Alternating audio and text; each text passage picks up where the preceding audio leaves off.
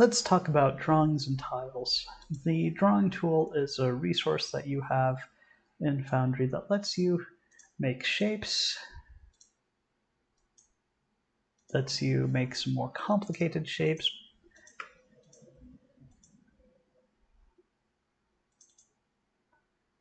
lets you draw lines, squiggles, lets you add text.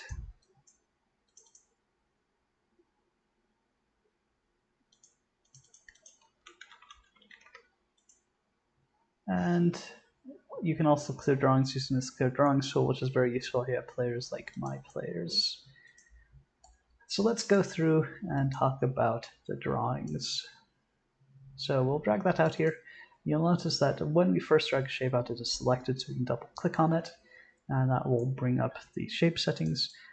These positions can be used to change things. So let's say I want this to snap a little differently to the grid. I can do that. It's 140 pixel grid. I didn't do my math very well, so that doesn't actually fit the grid, but I can move like that. I can also change the width. I'm using 140 pixel grid, so I can set that to that, and you'll notice that it is... Sorry, I'm using a 280 pixel grid. This map is by default 140, but it is not currently at 140. It is 280 because I made the grid bigger. You'll notice that there are also levels drawing modes that interacts with the levels module. I'm not going to talk about that. Bailey Wiki explains these modules much better than I do. Z-index, that basically shows where it's going to be. So if you have multiple drawings, if you put one above the other in the Z-index, it will render on top. So for example, if I draw this and set Z-index to 1, and then change its lines, you will notice that that yellow drawing is now on top because it's on a higher Z level. You can also change the width of this line, and that faces inwards. Line width is inwards in Foundry. You can change the smoothing factor. That again applies to freehand drawing. It doesn't apply here. If I was on this, it would matter, but I'm not on that tool. You can change the fill. And if I want to add some text, you can do that there. Importantly, you can also configure your drawing tool. So let's say I want a line of 15 width. I want a little bit more smoothing factor because I can't draw a straight line to save my life. I want the line to be slightly translucent so that it reveals a little bit of the map, and I want it to be black because I'm trying to draw like a dotted line, or actually I don't think you can do a dotted line in Foundry, but I want to draw sort of like a path. I will configure that default, switch to my freehand drawing tool. You'll notice that it is a little more smooth than it was when I was first messing with it. Like to get it to do really crazy things, you have to make really sharp turns, and then tries to smooth it out so it's not quite so squiggly. And you'll notice with the opacity that as it crosses over itself, it darkens. So that's some of the things you can do with the drawing tool. The drawing tool is pretty robust. There are some other features that I particularly have set up, like multi-level token. BaileyWiki goes into these in much better arguments, or much better length, with much better explanation than I do. There are some arguments here that I'm not particularly fluent with, so I don't worry about those. It is mostly something that you can look up on your own if you're interested in doing those. I mostly just do them for transporting characters between scenes. We might discuss that in a later tutorial, but not right now. We'll get rid of these drawings and move to the real star of the show today, the tile controls. Now, tiles in Foundry are interesting. Tiles are neither tokens nor walls.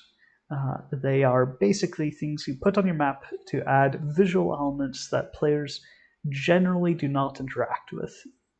And there are ways to make tiles somewhat more interactable, like Monk's active tiles, but we're not going to worry about those here. They're pretty complicated. There's Parallaxia Tiles too. You'll notice some settings here for Parallaxia. I don't use those very often. Quick Encounter, don't worry about that for now. Again, there are tutorials on all of these. Flatten Tiles to a single image is a feature from DF Architect. We'll talk about that in a little bit. One important thing on the tiles is to know that there's a foreground and background layer. A foreground tile will be above everything. So if you have players walk under a foreground tile, they will go underneath it. So if you want to have, say, a bridge over the top of something, you could do something like So you'll notice here that I can go to my tiles, custom. I've uploaded a bunch of tiles from Tom Cartos, decorative. We'll do floor patterns just because it's something that's easy to drag out. And we'll do these. And so you'll notice here that these are both on the background layer. I can send this to be a foreground tile. It actually sort of hides when it's a foreground tile because I am looking at the background layer right now. If I switch that, you'll notice that that background tile doesn't hide because it's a background tile, so it's visible, but that foreground tile becomes visible and interactable. So let's put those two tiles on top of each other and switch back here. You'll notice if I open this up, it has the standard settings. I can change the width. I have a 280 pixel grid, so I want to set this to match. This button comes from DF Architect. It lets you auto scale by size. You'll notice that these came in with a certain ratio. That's a little bit complicated, but we don't need to worry about that right now. I can change the opacity too. I'm not going to change that for this tile. I'm going to change it for the other one. Overhead settings. I can set it to be overhead or not overhead. It's that same toggle I clicked with the right mouse button menu. Build roof, better roof mode. That is from Better Roofs, which is a module. That is not something I really worry about right now. Occlusion mode, you can set that. I think that also comes from Better Roofs. You can set something so if it was an overhead tile, which this isn't, it would always be visible. We will do that in a second. But you can also set it to fade. Again, these occlusion settings, I believe, come from Better Roofs module, which I don't use. Height, again, comes from levels. Not really worth worrying about unless you're really interested. So animation, if this is an animated video texture, which I didn't use here, you can set it to loop, autoplay, and you can also change the volume. So if you wanted to have like a loop of water, you could set it so that it's underneath. So let's say if I, for example, want to have this fountain be animated water, I could put this part of the fountain, the sort of steps up and the wall around the fountain, as a tile above another tile. And you can do that by setting the Z level, the Z index here. And then I would put that animated water down below, but above the background layer of the map. So you would want to have a Z index of at least 0. And then I put the fountain above it, and then you would see the animated water playing from inside the fountain, and if there was sound on the video, I could turn it up. Triggers is from active tokens. Again, that's complicated. I'm not going to address that right now because that is a little more complicated than we want to get into. Let's go to this overhead layer. Now I could change the opacity of this tile, which is actually one of the things I'm going to do. But I also change the overhead to change that occlusion mode. In this particular case, I'm actually going to set it so that it is always visible because I already have it slightly translucent. And I'm actually going to set that transparency a little lower. And we'll go to our good old friend, the observer token. Select him and you'll notice that he sees these tokens. Now if I go back to these tiles and go to the overhead and select this again, I can change that overhead blending mode to fade entire tile.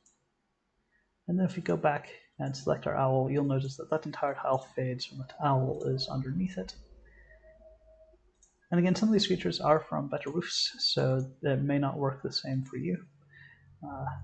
These here especially, so like for example mask would work very differently. That makes it so that when you can't see the tile, it disappears. Or reappears, I should say, sorry, but then when you can see it, it disappears. So those are some of the things we can do with some of those settings. Again, some of those come from Better Roofs. For example, one of these settings is show tile through fog.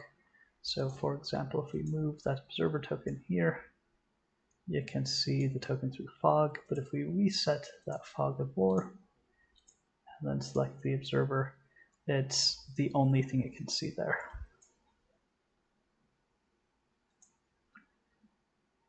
Whereas if we had that set to default, and then select our observer, you'll notice that it occludes like we would expect.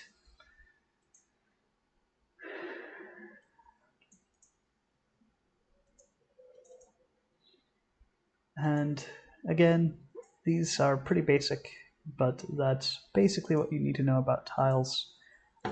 It is important to notice that, like, for example, right now I've deleted that overhead token. I can't select that background token until I switch it back to this layer.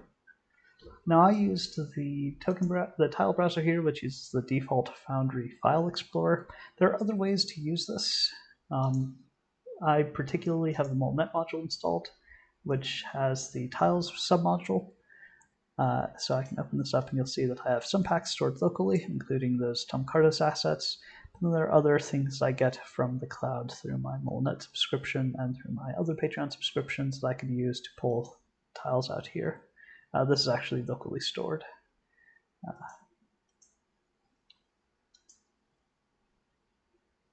And so that basically covers tiles. There are more things you can do with tiles, but basically most of the time you're going to be using tiles for set dressing. They don't interact with actors the same way. It is important to note that if you are on the actors layer, you cannot interact with them unless they are attached to tokens. That is something we will talk about later, but for now that covers the basics of tiles.